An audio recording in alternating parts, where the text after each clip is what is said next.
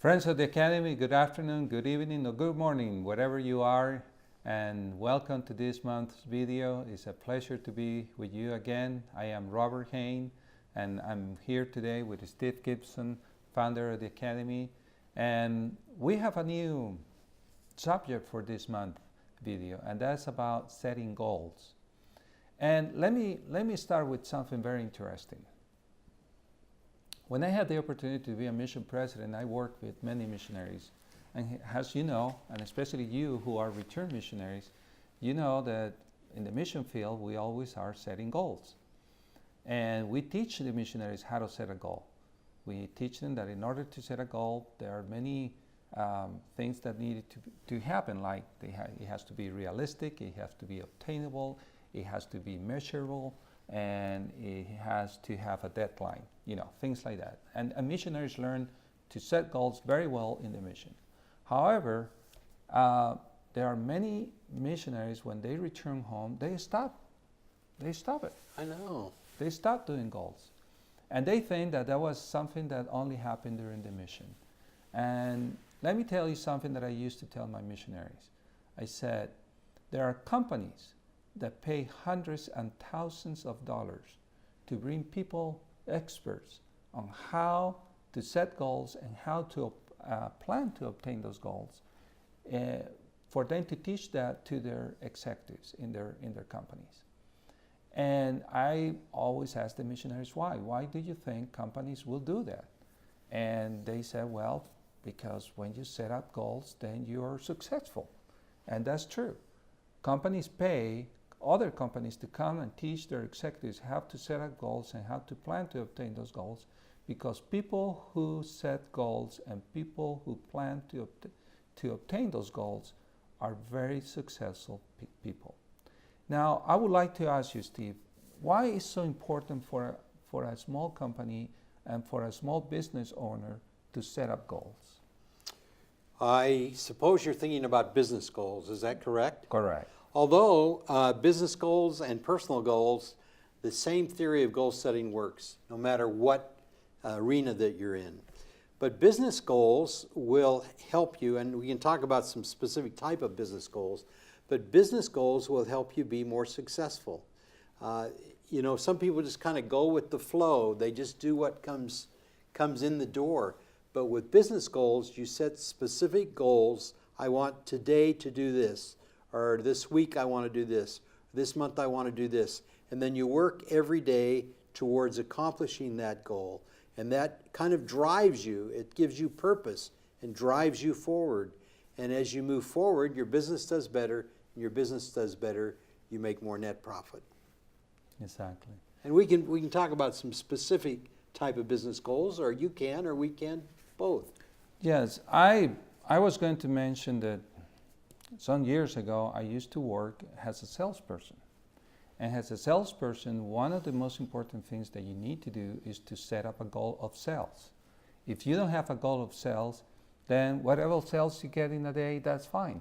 And you think you may be fine, but then at the end of the month or at the end of the year, you realize that you haven't sold enough in order to sustain your business. So one of the most simple goals of a business is to set up a sales goal. When you think of sales goals, are you thinking of particular dollars or pesos? Or are you thinking of customers to see, or average dollar amount per sale? What are you thinking? Well, let me tell you some of the goals that I had as a salesperson. Number one of the goals that I have was the number of calls that I was going to do to customers every day. The number of calls? Calls, okay. Okay. And then I also had a goal that I was going to try to get a new customer every day. Okay. So in order to get a new customer, I knew that I had to make maybe 10 to 15 calls to new or prospect customers. That was part of my goals. I knew that if I didn't make maybe 10 to 15 calls every day to new customers, then I wasn't going to get one new customer. As was my goal, to get one new customer every day. Great. Also, we have a goal of dollar amounts. So we said we set a goal for week and for months and for quarters and semesters and yearly, and that way we strive to get to those amounts. And it was interesting that when you strive and when you really work in order to obtain those goals, then you start finding ways that you can improve your processes and your way of selling, so you can start selling even more and make you and your company more profitable. So usually we think of sales goals as the ultimate goals of a company. But what other type of goals do you think a company may have? Wow, thanks for that question. I think gross sales, total amount of sales in a month is certainly a goal. Another goal would be profit. And in order to figure out profit, our alumni needs to have an income statement. So profit every month is another way. Average amount of sales, that is, every customer that comes in, if you say, okay, 10 customers are going to come in, I want to make sure that each customer pays X number of dollars. So that's back to sales. I think it's most easy to measure sales goals, but certainly there are lots of other kinds of goals. So we mentioned net profit, we mentioned sales. Another one would be sales per employee. You have 10 employees, you want to do 100,000 a year. That means each employee has to do 10,000 in sales. You can have goals to production goals. Reduction, yeah. Production. Production goals, yes.